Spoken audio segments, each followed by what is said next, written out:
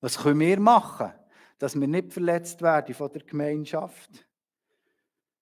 Ja, ist ganz einfach. Wir vermeiden die Gemeinschaft.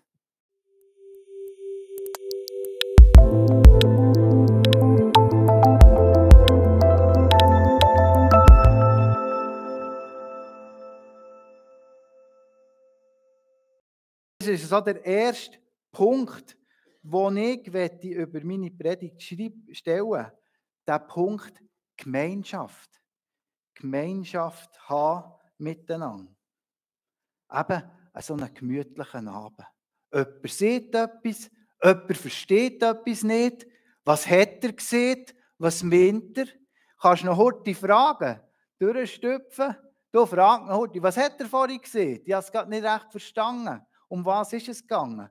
Oder vielleicht erzählt jemand einen Witz, der andere versteht die Pointe nicht. Zurückfragen, ja, wieso lachen ihr jetzt alle? Um was ist es gegangen? Ihr könnt euch das ganz gut vorstellen. Und ich glaube, das ist beim Miteinander unterwegs sein, ist das so wichtig, dass wir die Gemeinschaft pflegen miteinander. Es wird gemeinsam gegessen. Man genießt das Essen, man genießt aber auch die Gemeinschaft miteinander und man feiert miteinander den Hochviertig, das Passafest, wo man sich daran erinnert, dass man aus der Sklaverei befreit wurde. Ich glaube, es ist ganz wichtig, dass in unserer Gemeinde, in unserem Unterwegssein miteinander, dass da eine Willkommenskultur darf herrschen, dass man Leute einnimmt, dass man Leute willkommen heisst. Und darum habe ich ganz bewusst den 20. Vers auch in diesen Abschnitt eingenommen. Dort heisst es, wer mehr aufnimmt, excuse, ich muss sagen, es ist, wenn man so übersetzt auf Berndeutsch, wer jemanden aufnimmt, den ich sende, der nimmt mehr auf. Wer aber mehr aufnimmt, der nimmt den auf, der mehr gesendet hat. Also, man könnte jetzt sagen, ja, da geht es doch ein bisschen um etwas anderes. Aber ich glaube, es ist eben genau das. Wir sollen ein offenes Herz haben. Wir sollen parat sein, auch Geschwister zu empfangen. Es soll eben eine Willkommenskultur herrschen. Und Jesus betont gerade hier am Anfang, dass es eben andere Maßstäbe sind von Gastfreundschaft. Andere Maßstäbe. Nicht einfach der Bedeutung hat oder der wichtig ist, der Präsident oder etc. Ich weiß nicht, wenn jetzt da irgendeine bedeutende Persönlichkeit reinkäme, wie würden wir reagieren? Oh, jetzt kommt der zu unserem Gottesdienst. Ja, ist sie wohl. Wo kann er denn hocken? Nein, das ist nicht das. Jesus sagt, wir sollen die gesendet sind, die sollen wir willkommen heißen. Wer ist das? Es ist ganz spannend, dass der Johannes für den ganzen Abend, ich weiß nicht, ob euch das schon mal bewusst wurde, wenn ihr das Johannesevangelium gelesen habt. Aber wenn man das liest und sich mal überlegt, ja, wie lang ist denn die Feier gegangen oder der Abend, wo sie da miteinander verbracht haben? Das Essen. Und im Johannesevangelium sind das ganze 4 Kapitel. Also das ist ganz viel, wird da geredet. Und Jesus tut da ganz viel auch ausführen. Es sind ganz wichtige Worte, die er da auch sieht. Und es geht eben auch immer wieder darum, wer sind die er sendet. Und mir sind dort 2 Sachen wichtig geworden. Es ist erstens jeder, der als Jünger von Jesus unterwegs ist. Jedes, der als Jünger von Jesus unterwegs ist, wer Nachfolger von Jesus ist, der ist auch ein Gesendeter. Das ist doch interessant. Und die gesendet sind, die sollen wir willkommen heißen. Und das Zweite ist auch, dass er vom Heiligen Geist redet. Und dass auch der Heilige Geist eben gesendet wird. Das geht für uns wie so eine zweifache Wahrheit oder eine zweifache Überlegung. Ich tue etwa Leute einladen, oder wir werden ja manchmal eingeladen. Aber ich habe mir überlegt, wann habe ich das letzte Mal jemanden eingeladen, ganz bewusst, oder das können wir jetzt jedes von uns die Frage stellen, wann hast du jemanden eingeladen bei dir, weil es eben ein Jünger ist von Jesus? Ganz bewusst jemanden bei dir willkommen geheissen oder eben eingeladen, der ein Jünger von Jesus ist. Zu dir hin. Und dann noch weitergehen, wenn der auch bei dir oder die Person bei dir daheim war. Wie hart sind wir uns ja bewusst worden, dass auch der Heilige Geist ein Teil von diesem Zusammensein möchte sein. So wie Jesus mit seinen Jüngern zusammen ist, zeigt er uns auch den Wert von so einer Gemeinschaft auf. Eben, ich habe es schon gesehen, ganze 4 Kapitel gibt der Johannes weiter, was Jesus gesagt hat. Es ist eben nicht einfach nur ein schönes Treffen gewesen, ein feines Essen miteinander, sondern es ist eben auch etwas von der Liebe zueinander gezeigt worden. Und Jesus hat sein Herz geteilt. In dieser Liebe zueinander braucht sich niemand auf seinen Status zu berufen. Eben, der Text vorher hat sogar gezeigt, Jesus ist vor sie her abgeknäult und hat ihnen die Füße gewaschen. Er hat gesagt, genau so sollt ihr auch tun. Aber wir wissen alle auch ganz gut, dass eben so eine Gemeinschaft verletzlich macht. Dass wir in so einer Gemeinschaft, die doch so fromm und so schön sein soll, dass wir dort auch dürfen oder müssen manchmal Ablehnung erfahren.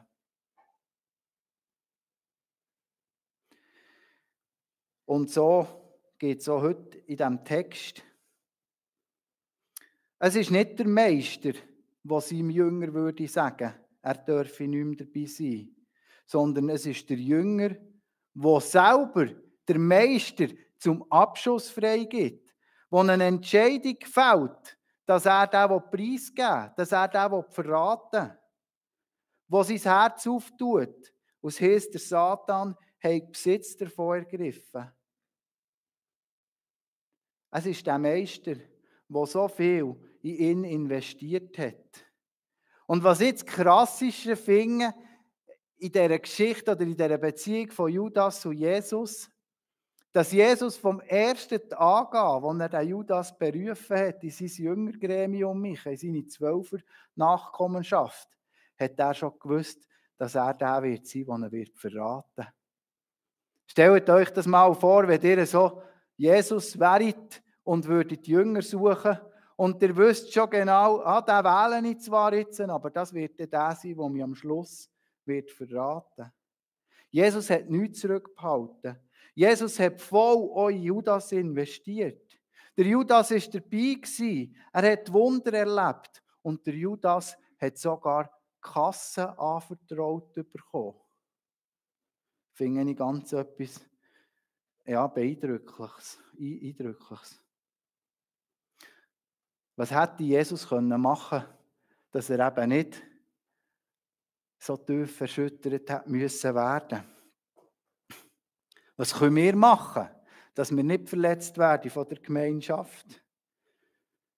Ja, ist ganz einfach. Wir vermeiden die Gemeinschaft. Wir vermeiden das Zusammensein mit anderen. Und ja, das ist doch das, was manchmal so unser Antrieb ist. Lieber Begegnung vermeiden. Lieber den Kontakt meiden. Lieber nicht zu tief miteinander unterwegs sein, weil ich werde ja sowieso nur enttäuscht. Wir sehen es, wie hat Jesus gehandelt? Er hat nichts zurückgehalten. Er hat sogar am Judas die Füße gewaschen. Er hat Gemeinschaft gepflegt mit dem Judas. Und was ich interessant finde, eben Jesus hat können sagen, gang, ich will nichts mehr mit dir zu tun haben.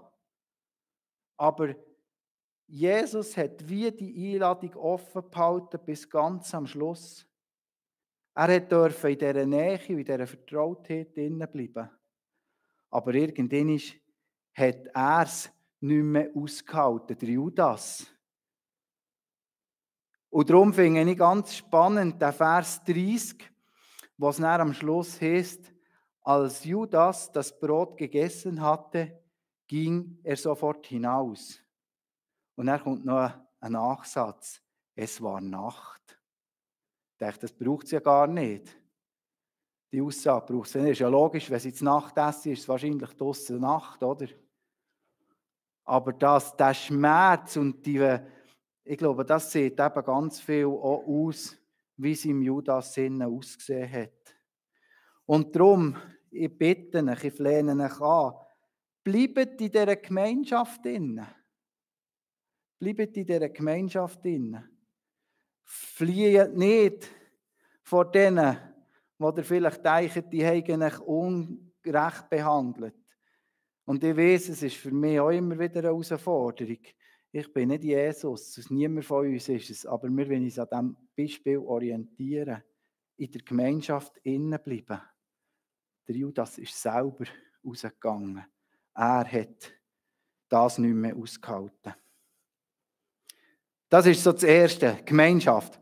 Und das Zweite ist noch das, was ich überschrieben habe mit Antwort. Antworten. Man könnte ja sagen, ja, Fragen. Aber ich glaube, es ist eigentlich das, was drinnen vorkommt, ist das Ringen nach Antwort. Ich durfte mit einem Bruder unterwegs sein gestern und er hat mich gefragt, ja, Krigo, jetzt sag mal, ist der Judas gleich gerettet worden? Fragezeichen. Eine andere Frage, die mir letzte Woche ein paar Mal ist begegnet, so aus evangelikalen Kreisen heraus, ob echt der Papst, der am Montag gestorben ist, ob der echt gerettet sei. Ich habe beide Mal die Rückfrage gestellt, also am einen Ort kann ich es stellen und am anderen Ort habe ich es nur für mich innerlich so gedacht, für was brauchen wir denn das zu wissen? Hat das irgendeine Relevanz für unser Glaubensleben? Hat das eine Relevanz für mein Unterwegssein mit Jesus? Ich glaube, es liegt in der Natur von uns Menschen, dass wir eben nach Antworten suchen und ich finde das auch nicht grundsätzlich eine schlechte Eigenschaft. Aber ich habe mir überlegt, dass manchmal Fragen stellen schon eine Antwort voraussetzen. Also die Art, wie ich die Frage stelle, bedeutet eigentlich schon, dass ich eigentlich die Antwort für mich selber schon weiss. Und dann frage ich mich, ob es denn nicht viel mehr ein Richten ist. Eigentlich weiss ich ja schon, was ich hören will. Hier, bei diesen Fragen, können wir auch die Frage stellen, ja, warum hätte die Jünger das wissen?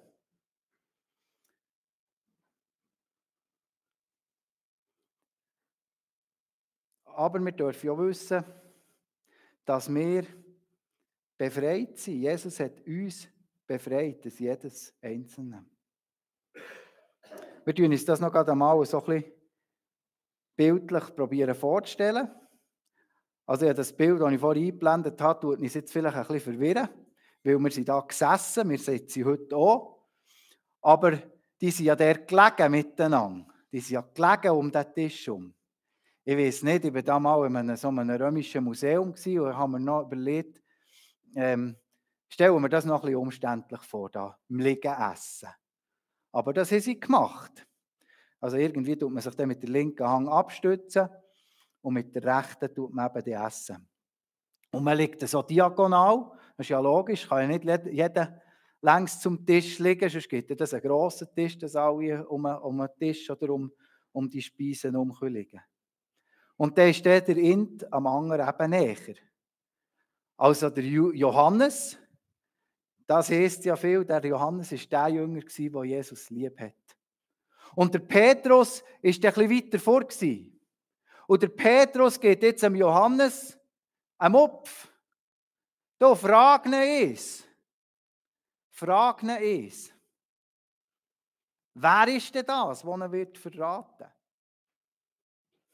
Und das ist doch für mich auch so ein Bild geworden. Und das ist eigentlich, wieso dass ich jetzt euch das so erzählt habe am Anfang, wegen diesem Bruder.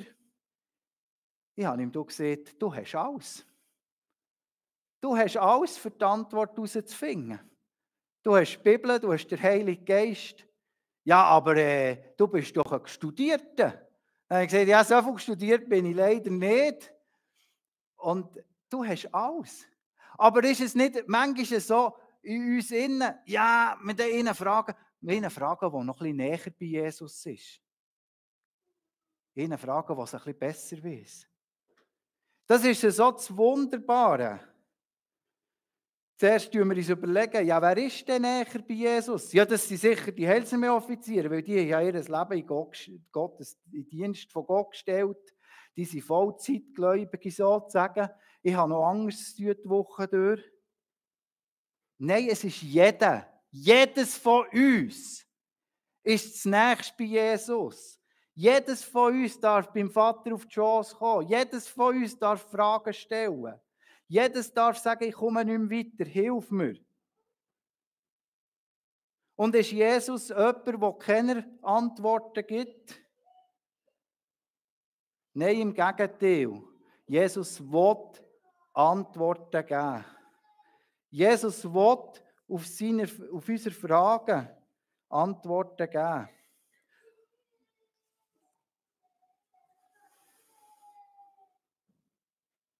Und wir sehen das auch, mir ist da im Johannes geht es ja dann noch weiter. Und das ist mir die Begebenheit am See Genezareth noch in den Sinn gekommen. Der Petrus redet dort mit Jesus am See Genezareth. Das ist ganz ein intensives Gespräch. Intimes Gespräch, intensiv auch. Ein intimes, intensives Gespräch. Sie reden miteinander. Und die Frage, die dort das Gespräch dominieren, ist, hast du mich lieb? Hast du mich lieb? Das ist das, was Jesus dort dem Petrus 3-mal fragt. Und das ist auch die Frage, die Jesus uns stellt. Wie nach bist du bei mir? Ich will dir gerne Antworten geben. Aber auch da ist die Frage, wagen wir es denn auch, die Fragen Jesus zu stellen? Haben wir eine Ruhe, für auf die Antworten zu hören? Und mögen wir es aushalten, wenn die Antworten, die Gott uns gibt, nicht immer verständlich sind? Wir lesen es hier im Text. Jesus hat es ganz klar gesagt, aber sie haben es nicht verstanden. Manche Ausleger sagen, der Judas, der hat Jesus verraten, für ihn zu zwingen, die Macht zu zeigen. Also der Judas hat mit dem Verrat erreichen, dass Jesus sich endlich als der Messias, als der Retter, als der Befreier der Juden zeigen. Ich weiß es nicht. Ich glaube eher, dass der Judas in dieser Gabe als Finanzverwalter seinem Herz für anderes hat Raum gegeben. Er hat auf anderes bauen als auf seine Beziehung zu Jesus. Und das hat der Satan brauchen. Wir lesen es hier im Text. Der Satan hat Besitz von ihm wie ergriffen. Gott bleibt in der Kontrolle. Ich habe ein anderes Wort gesucht, aber es ist mir kein anderes Wort entgegengekommen. Gott bleibt in der Kontrolle. Und er will uns als mündige Kind an seiner Seite haben. Er will uns an seinen Geheimnissen teilhaben. Und er wünscht sich, dass wir ihm vertrauen. Ich wünsche mir, in unserem Unterwegssein miteinander, dass wir einen neuen Mut entwickeln für die Gemeinschaft mit Glaubensgeschwistern. Ich wünsche mir einen neuen Mut, unsere Fragen vor Gott zu bringen und seine Nähe zu suchen. Und uns auch zu fragen, wo ist mein Platz am Tisch vom Herrn? Oder wo ist meine Aufgabe am Tisch vom Herrn? Das sind die Fragen zum Abschluss. Amen.